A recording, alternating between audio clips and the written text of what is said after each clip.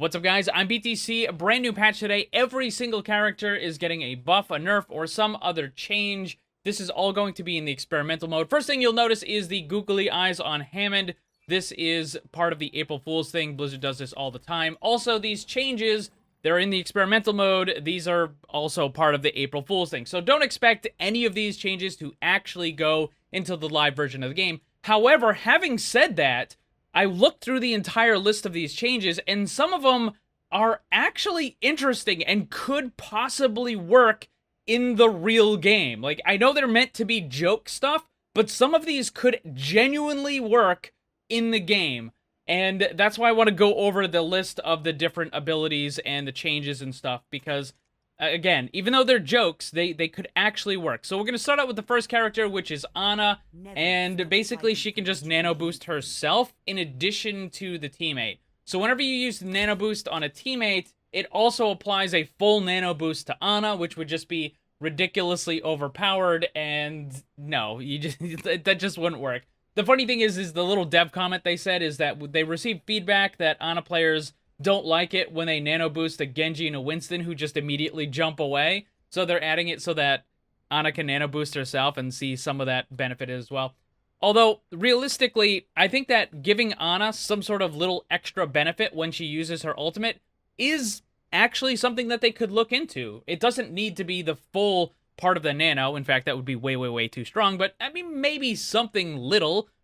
I don't know, something. But regardless, this is just way too overpowered. Having Ana nano boost herself at the same time, way too strong. Next up is Ashe.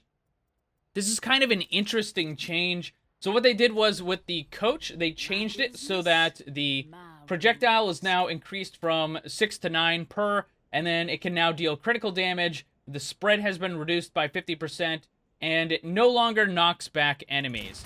So what this is going to do is it's just going to make it more of a movement ability as opposed to a CC. Like, you don't move the enemy away anymore. Instead, it just does a lot more damage. So let's just see how much damage it does, because it can critical. That's a pretty good amount of damage. That's a pretty good amount of damage, and you still get the thing to knock back. Now, I know that the CC is a big issue in Overwatch, and people complain about getting stunned and knocked back and stuff like that, and Blizzard has actually been trying to remove a lot of that. So this change actually does kind of make a little bit of sense. I mean, I'm not sure the exact numbers and stuff, but it certainly would be a little bit, you know, it still gives Ashe the movement that she needs, but it would remove the frustrating CC aspect for the other players, so it's kind of neat. Next up is Baptiste, and this is actually one of the best changes that I've seen in this, or at least one of the best potential changes. So the first thing is that they changed the immortality field. It no longer prevents your teammates from getting eliminated. Instead, it just basically provides a 50% damage reduction, and then that's it. That's all you get, 50% damage reduction, and that's it. Now, the more interesting thing that they changed about Baptiste, though, is they made it so that the direct hits for the healing now heal for 33% more. So normally, Baptiste's healing is just splash, and it hits everybody for the same amount. But with this, it's now increased 33% if you directly hit a teammate with it, which kind of makes sense, because if you look at characters like Junkrat and Pharah, all of their attacks have a direct damage aspect, and it also has a splash damage aspect. And what this would do is it would actually make Baptiste require a little bit more skill in order to get better healing, because you would have to directly hit your teammates. And because it's kind of got this weird arc thing to it, it actually makes it a little more difficult than just, you know, something that's directly at your teammates and whatnot. So while the numbers here aren't exactly the best, it's still an interesting idea to basically spread out, or to split Baptiste's healing into both direct and splash. And I think that even though this is a joke, it could potentially be a realistic change. Obviously, the other numbers would have to be modified as well, but the idea is there. Next up is Bastion. This is just ridiculous. So first of all, the character size was reduced by 15%, just making him a little bit smaller. But the more ridiculous thing about this is the fact that he now has no recoil spread at all in the recon mode, which means that you have absolute pinpoint accuracy from across the map with Bastion in recoil. This would be unbelievably broken in every conceivable way. Next up is Brigitta, and they change it so that hitting the enemies now resets the cooldown of Shield Bash, which would probably be not a good idea. So it says, we heard players getting very excited about all things crowd control, so now this sweet combo, you can potentially up or the stun time, or I guess use it for mobility, with, so whip shot, basically, so you hit them, you whip shot, and then it brings up the shield bash. So that's kind of neat. I mean, wait, oh, they have the googly eyes too.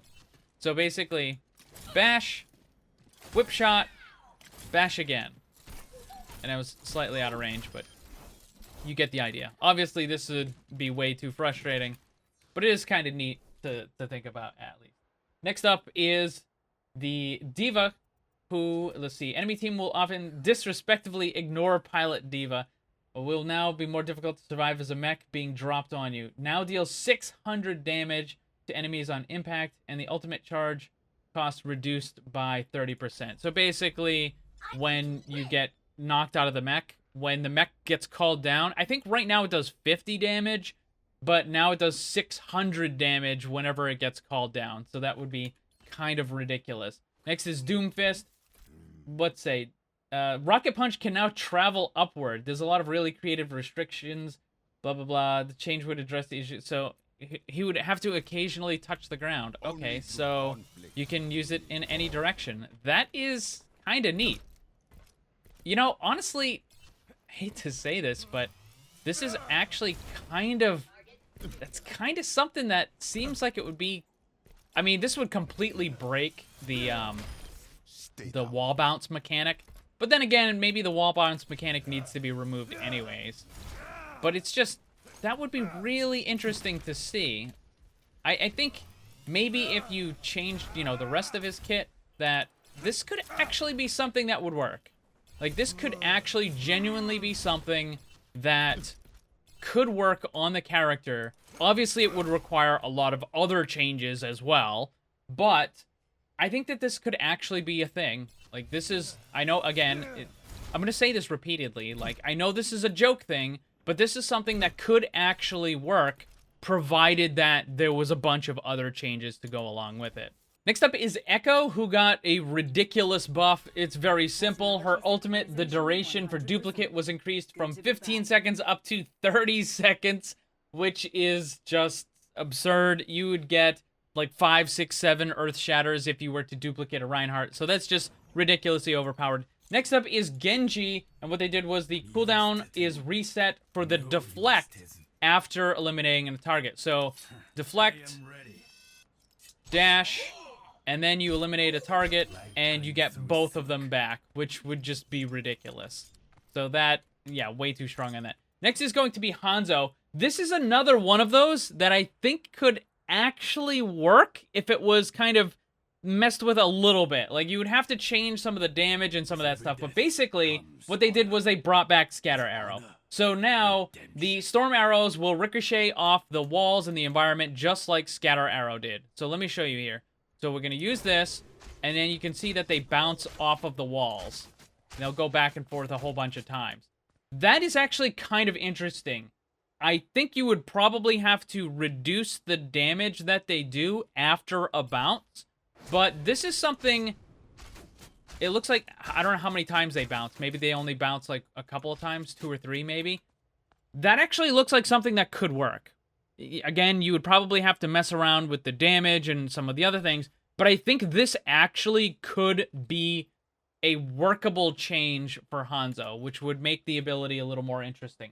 Next up is Junkrat, and the change they did for him is now the steel traps now have 3 of them active at a time, and the cooldown was reduced from 10 seconds down to 7 seconds. So, oh, you can't use them right away, but if one is already out, you can throw another one, and then you can get yet another, a third, as well. So that might be a little too much CC, but again, it kind of goes along with the the remote thing. Next up is going to be Lucio.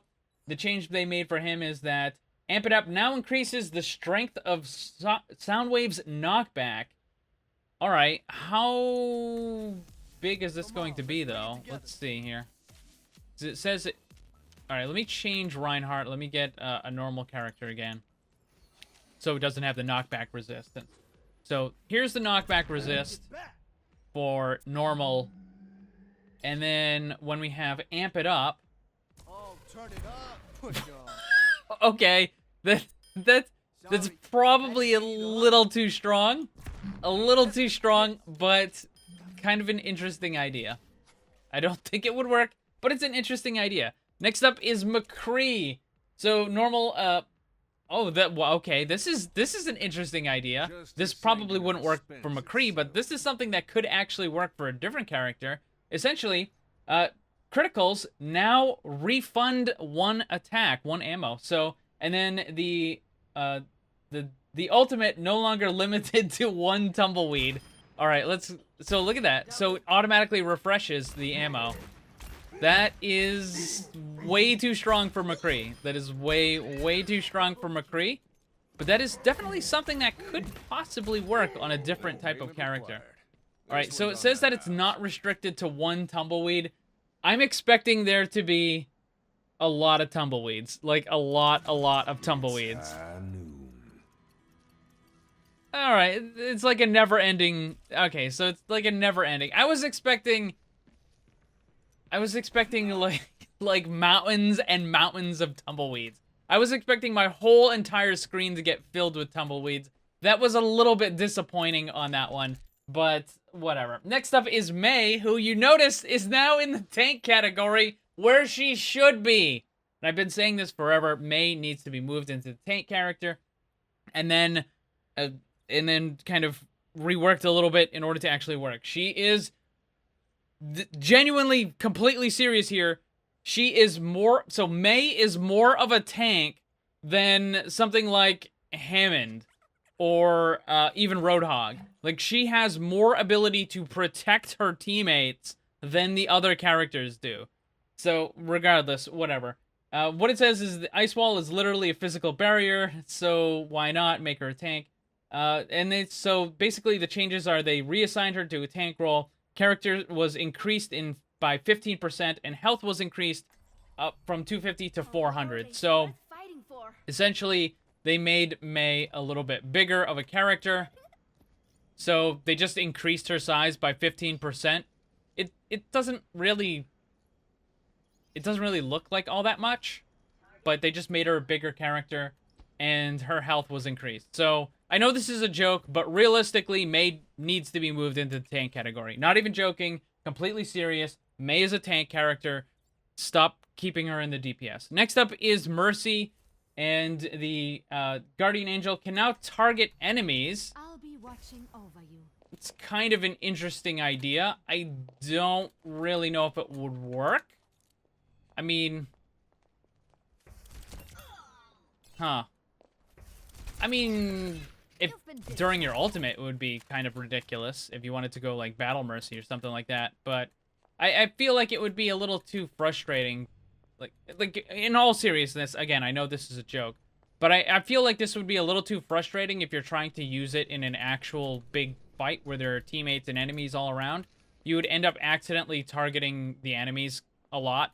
Even if you had it on really, like, limited kind of targeting settings, you would still end up going on the enemies a lot. So, I mean, it's a neat idea. I don't think it would really work, though. Next up is Moira. What they did was the Biotic Grasp, the attack, the range was increased... the range was decreased from 20 meters down to 15, but the damage was increased from 50 up to 75. So, you gotta be closer, but it does 75 damage per second, which would just be ridiculous. That would be unbelievably powerful. And the Biotic Orb, the cooldown reduced by 1 second for every 100 health restored to an ally with Biotic Grasp. Okay, so this is weird. Alright, hang on a second here. So, we're gonna use this, and then I'm gonna heal my teammates. Oh, that actually is kind of a neat idea. Again, you know, you would have to kind of mess around with it, but... So basically, this is how it works. You throw out the orb, or you don't even have to, right? Like if it's already been used. I need to recharge. And the more you heal your teammates, You seem in need of the faster it cools down. So for every 100 health that you heal, it takes 1 second off of the cooldown. So realistically, you could probably get it back in like 5 or 6 seconds. That's actually kind of an interesting idea.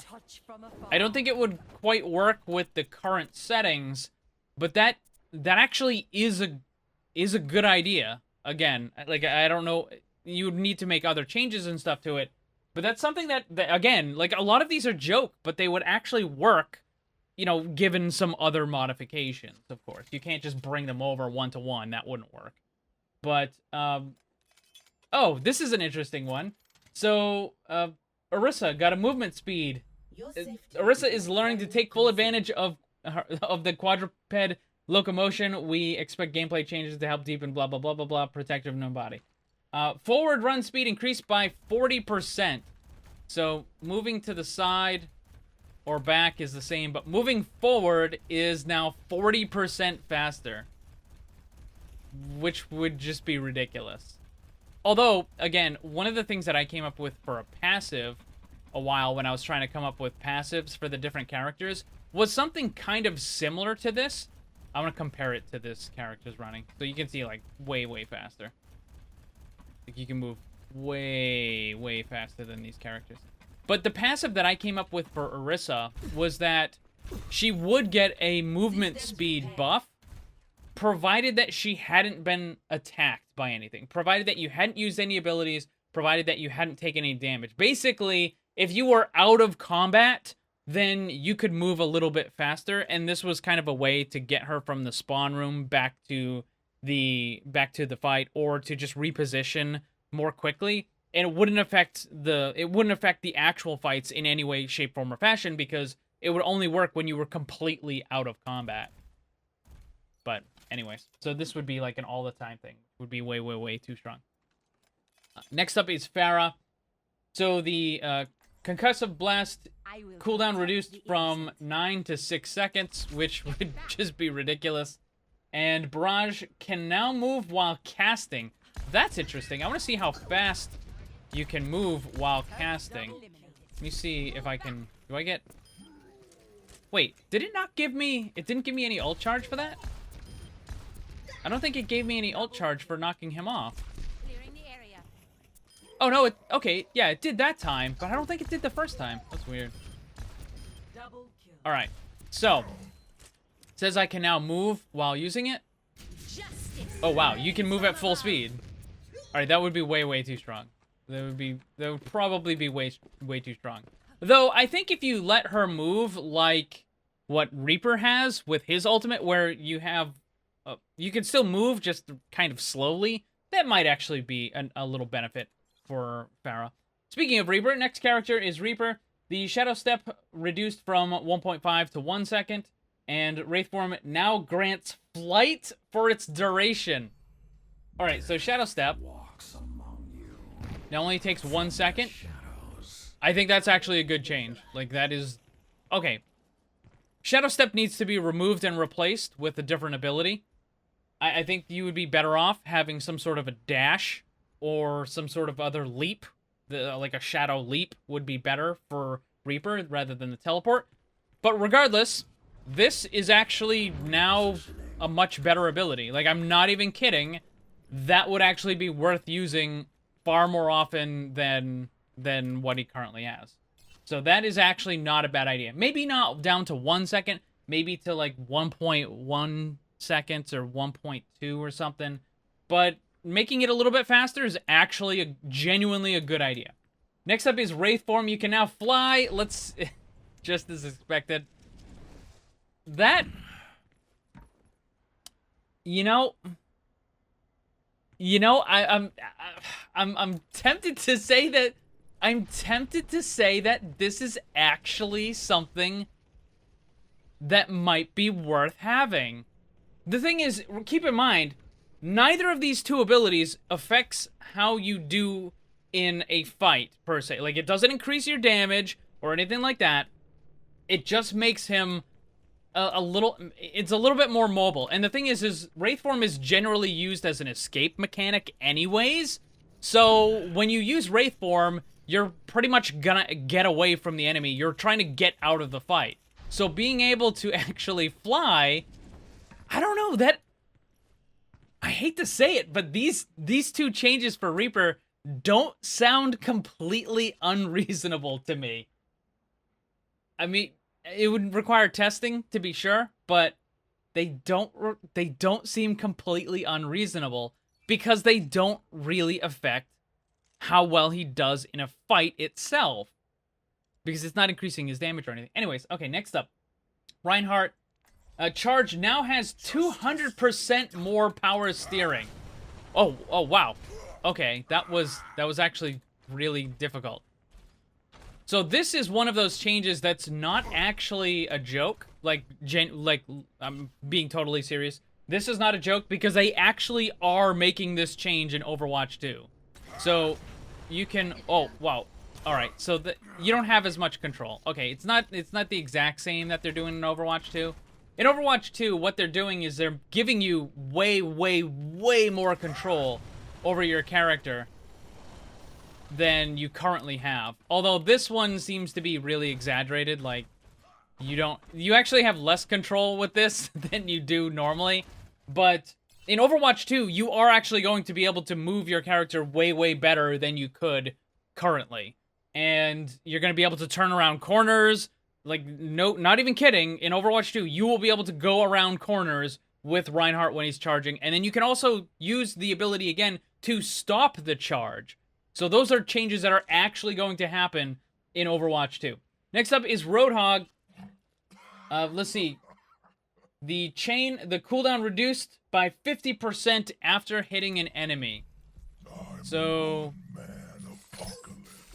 that would be way too strong. That would be... Wow, that would be way, way too strong. Way, way too strong. I mean, I kind of like the idea of giving a benefit when an ability hits. Like, when you hit something versus missing, it does have, like, a little extra effect. But that would be way too strong. Way, way, way, way too strong. Giving Roadhog a 4-second hook would just be ridiculous. Next up is Sigma and the experiment. Okay, so this is really interesting. Experimental barrier was heavier than expecting. Putting it aside has enabled Sigma to no longer be anchored so near to the ground. So he kind of gets a new passive, which is he is no longer bound by gravity. And then the experimental barrier is disabled, and the kinetic grasp cooldown reduced from 12 seconds to 8 seconds. So you can use the kinetic grasp as the cooldown. That's the only defensive thing he has right now, but you also can fly all the time, which, I mean, it almost kind of makes sense for Sigma, right? I mean, he does... I can't use my emotes, though, because I'm technically flying. So, oh, that's an unexpected nerf. Unintended nerf. You cannot use emotes now because you're constantly flying. Unexpected nerf. Alright, so there we go. That is kind of interesting. The fact of the matter is that, yeah, he does float. So it's like, why can't he just float a little higher, right? Like, it doesn't really make a lot of sense. Obviously, none of these changes would work, but... Although, I do think that maybe replacing one of his defensive abilities, like replacing the the barrier or the kinetic grasp with something else, or maybe changing how they work, might be better for the character. I'm not saying, like, make him fly or anything, but... Or just get rid of the ability, but maybe changing it. I just think that having both of those defensive things are just way too strong. Basically, he has a barrier and a defense matrix at the same time, which is probably a little too strong. Next up is Soldier 76. Sprint now generates 6 ammo per second while active, and the Tactical Visor now aims for criticals, which would be way, way, way too strong. Alright, so first up is the Sprint now regenerates ammo. That's kind of neat. I don't think it would work. I think it would be way too strong. But it's a neat idea. See, this is one of the... Oh, man. Some of these, like, they're they're obviously, I keep saying this, sorry. I know I'm like repeating myself a lot, but I know it seems like they're meant to be a joke, but some of these things actually do seem like they could kind of work. Maybe with a little bit more modification. Now, the other thing is the Tack Visor, so let's just quickly get ultimate on this guy. And wow, why is it taking so long to build ult? It feels like a lot of my attacks are not building ult charge for some reason. Like, even, I'm not talking about misses, obviously. I'm talking about actual hits. It just felt like I was building less ult charge. Okay, ready? Here we go. So, Tack Visor, crits only. I've got you in my sights. Yeah, that would probably be too strong. That would probably be too strong. I do kind of like the change, though. I do kind of like the change. Alright, next up is going to be Sombra. Okay, this is weird. So it just says dev comment redacted, and then general is stealth changes. So it doesn't actually say what the stealth changes are, just that they're there. Oh. Oh. Wait. Is that because he's at half health? Oh, he is at half health. I was like, wait a minute. Is it showing me everybody all the time? But that's not the case. It's because they're low health. Alright, so I don't know what the stealth changes are. I actually don't know what the stealth changes are, because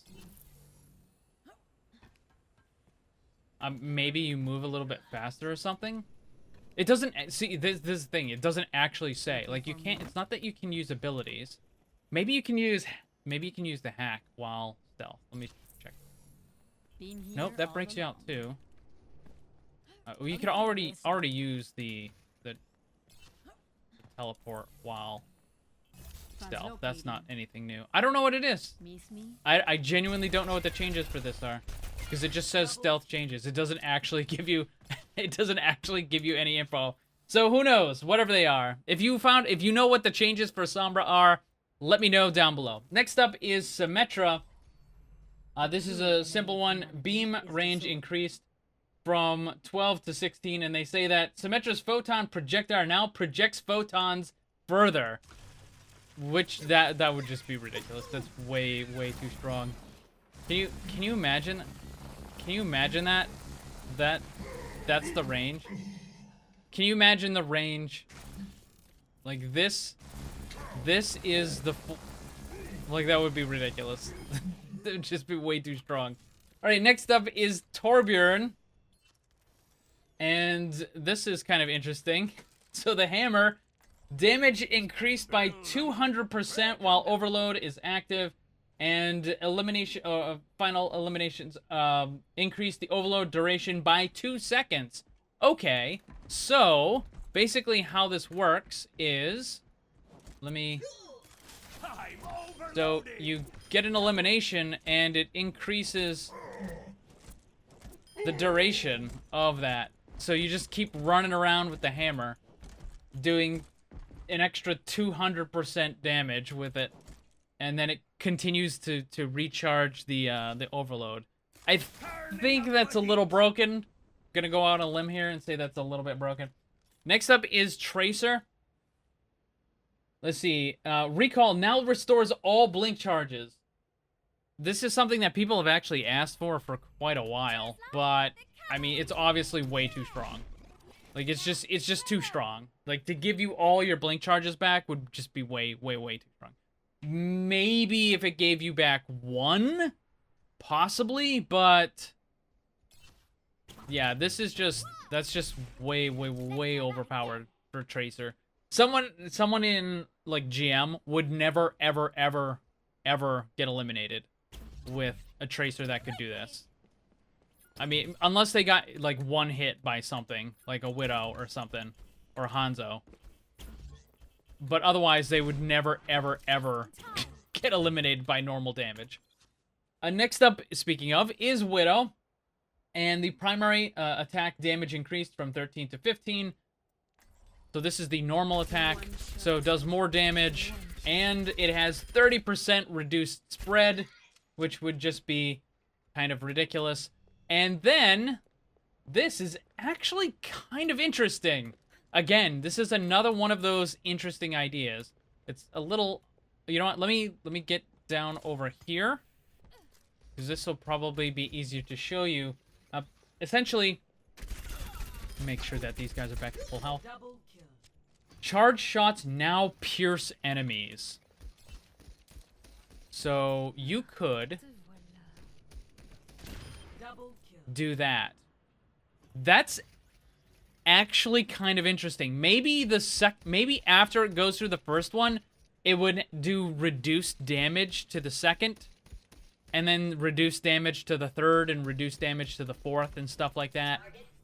But that is actually a good idea. Again, you would have to mess around with the damage amounts and stuff like that. And honestly, most of the time, you're not going to have... See, here's the thing. Keep in mind that most of the time when you're playing as Widow, you're going to be on high ground, which means that the angle that you have is not going to allow you to actually get those multiple hits, right? You're not going to be able to see, like right here, like they might be kind of in the same line, but I'm not going to be able to actually hit them from this position. In order to do that, I would have to drop down, and now I can try to get that multiple hit. The thing is, this idea would work in Overwatch. I used it on one of my hero concepts named Marcus. It's for his ultimate, and instead of just going through enemies, it also goes through walls and everything, and it does a lot more damage. But again, it's an ultimate, so you can kind of make those exceptions, kind of like how Hanzo's ultimate goes through walls and stuff. Regardless, this kind of an idea would work in Overwatch, but for Widow, probably not the best idea because of those downward angles. It just, you really wouldn't ever have much of an opportunity for this to ever take effect. So probably wouldn't really be all that great of an idea, for Widow at least. For another character, maybe. Next up is Winston, and this is just kind of ridiculous. So what they did was they made it so that the barrier will now grant ult charge. So whenever it gets hit by enemies, it will now generate ult charge. I already have full. Because that's another thing I want to show you, which is they changed his ultimate, Primal Rage. The melee damage was increased from 40 to 90, which is just ridiculous. And then the knockback was increased by 40%. So let's take a look at this. So you're doing a huge amount of damage. And the knockback is also fairly ridiculous on this. So that is probably a little too much. I think, you know what? I think one of those might not be a bad idea, though. Increasing the knockback. See, the thing is Winston's ultimate is not really meant to deal damage. It's not really meant to, you know, it's not like a big damaging ultimate, right? It's more of about controlling an area. You use it also has a little bit of a survival aspect to it. But you can use it, you can go into an area, you can knock all the enemies out of that area, and you can control that space. You can also use it to juggle an enemy in the corner and that sort of thing, but main uses for it is to control an area. And adding extra knockback might actually be a good idea. Maybe not 40%, and maybe not increasing the damage to a ridiculous amount, but it does have some valid aspects of it, right? So the next up is going to be Hammond, and what they did is, okay, so roll is now always active. You cannot attack. There is no normal attack. You cannot switch out of the ball. It is now always in the ball. So Hammond's mobilities were often being called into question. Were these tuning values right for the game? We could buff them if we have to. So all abilities and cooldowns reduced by 3 seconds. And then roll is always active, and the damage increased from 50 to 60. Let me see if I can just... Okay, so just rolling into people doesn't do anything. But you can now... Oh man, this would be ridiculous. I don't think this would actually be a good idea. This is one of those... yeah, I don't think this would be a good idea. Not being able to attack, probably not a good idea. And having the everything much faster. And let me see here. Because you can use the pile driver too, right? So, okay. And that also has a reduced cooldown. Yeah, I think having the grappling hook on a 3-second cooldown would probably not be a good idea. Going out on a limb again to say that's probably not a good idea. Next up is Zarya, who the barrier projectile now are on a shared cooldown with 2 charges. Zarya, no longer burdened by evenly distributing her barriers between herself and teammates, now empowered to selfishly hoard them for the greater good rather than giving them away. So, rather than using them on your teammates, you can use one on yourself, and then you can do it again. And you can see they both charge at the same time. That is interesting. That's actually interesting. It would allow you to bubble 2 people. I'm gonna say that this might actually be a workable change. Again, you might have to mess around with some of the other stats, how long it takes to cool down, and how much damage it can absorb, and how much of the damage boost you get for the bubble absorbs and stuff. But this could actually work. I'm actually surprised.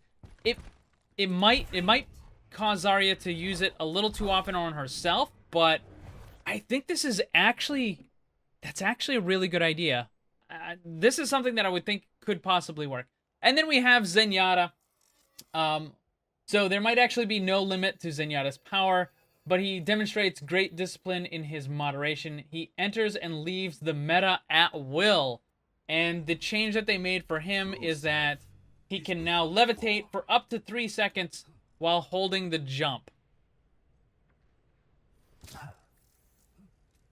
I have to say that this is actually... Again, this is actually a decent change. Like, I know it's a joke, but this is something that I could... It doesn't really help his... it doesn't help him in fights, right? Right? Not really. In fact, so here's the thing. When you're floating like this really slowly in the air, that makes it easier for the enemies to hit you. Because if you're strafing back and forth and you're doing the crouch thing, that's going to make it more difficult for the enemies to hit you. When people jump around like this, one of the reasons why it's bad to jump like this is because, and it's a bad habit as well, is because what it does is it puts your character on a predictable arc. So when you're moving and when you jump, your character has a very predictable arc that you're moving up, and then you're going to move down. And it's very easy for an enemy to follow that arc and to continue hitting you. So that's why jumping back and forth is not a good idea, but doing the left and the right, the strafing, throwing in some crouches and stuff, that actually is a good idea and it can help you avoid. The jumping is not, because again, you get on this very, very predictable arc.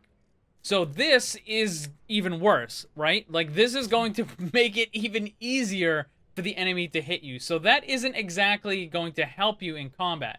And it's certainly not going to help you as a general escape tool. If someone is running after you and you try to do this, then they're just going to keep hitting you, right? Like, you're not going to be able to escape.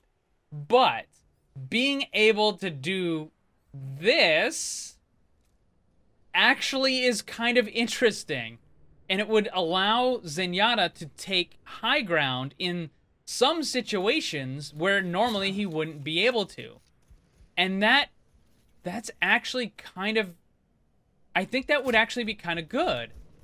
Now, let's see how high you can get with this. Alright, so it's not like you can get all the way up on top of the buildings or anything like that. So there are definitely going to be some pretty big limitations to what you could get on top of. And like, for example, you wouldn't want to stand right here because this would make you easy to hit. But there are situations where this sort of thing could be beneficial. I have to say, like, this is... I don't really see too much wrong with this. I mean, yeah, it would give Zenyatta a little bit more access to high ground. And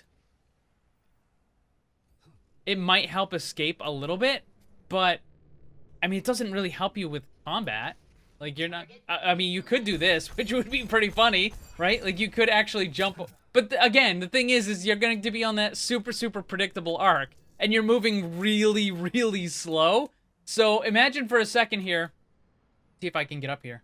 Yeah, I actually can get up there. So imagine for a second, right? Like, you're trying to hit the enemies that are over there. You could jump and do this. That would be kind of hilarious to see, but you're also super, super easy to hit. So yeah, it would be neat, and if you were like pro level, you could probably do some pretty cool tricks with it, but it's also going to make you ridiculously easy to hit. But again, I don't know, this is one of those where I would have to stop and like, would it really be so bad to add this to the game? I'm not so sure. But anyways, so there you go. This was a super long video. Congrats if you made it all this way. Those are all the character changes. Obviously, none of these are actually going into the game, though some of them, probably more than a few, could actually work. So there you go. Anyways, what do you guys think about these changes? And of all these changes, which ones do you think could actually work in the game? Let me know down below. A big thanks to all the Paragons and other channel members for all your support. If you'd like to become one and grab some cool rewards, click the join button down below. Also, if you enjoyed the video, drop a like before you leave. And remember, always, always blame the controller because it's never your fault.